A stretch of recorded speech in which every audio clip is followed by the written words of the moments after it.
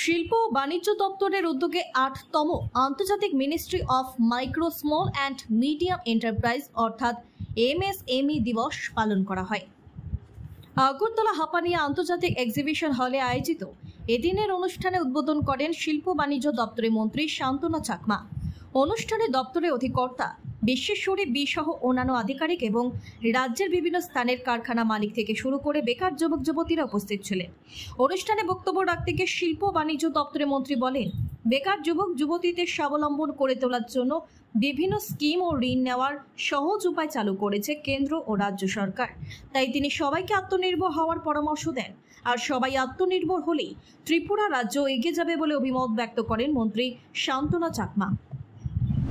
উপস্থিত হয়েছি একটাই লক্ষ্য, যে আমাদের অন্যান্য রাজ্যের পাশাপাশি আমাদের ত্রিপুরা রাজ্যকেও এগিয়ে নিয়ে যেতে হবে, আমাদেরকেও আত্মনির্ভর হতে হবে।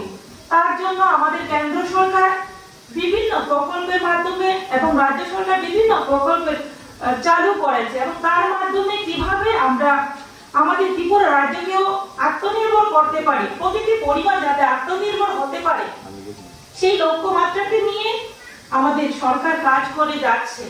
আমাদের ত্রিপুরা রাজ্যে মাননীয় মুখ্যমন্ত্রী প্রফেসর ডক্টর মানিক সাহাজির নেতৃত্বে আমরা কাজ করে যাচ্ছি, এবং আজকে যে প্রোগ্রামের মাধ্যমে যারা এখানে উপস্থিত হয়েছেন, যারা বিভিন্ন বেনিফিশিয়ারি রয়েছেন এবং মিডিয়া পার্সন যারা রয়েছেন, প্রত্যেকের উদ্দেশ্যে আমি বলবো, শুধু আপনাদের মধ্যে সীমাবদ্ধ রাখবেন না, প্রতিটি গ্রামে শহরে প্রতিটি এলাকাতে প্রতিটি বাড়িতে যাতে স্কিমের ব্যাপারে আমাদের কেন্দ্র সরকার এবং রাজ্য সরকারের যে স্কিমগুলো রয়েছে এবং যে আমাদের লোনের স্কিম রয়েছে সেইগুলো যাতে জানতে পারে।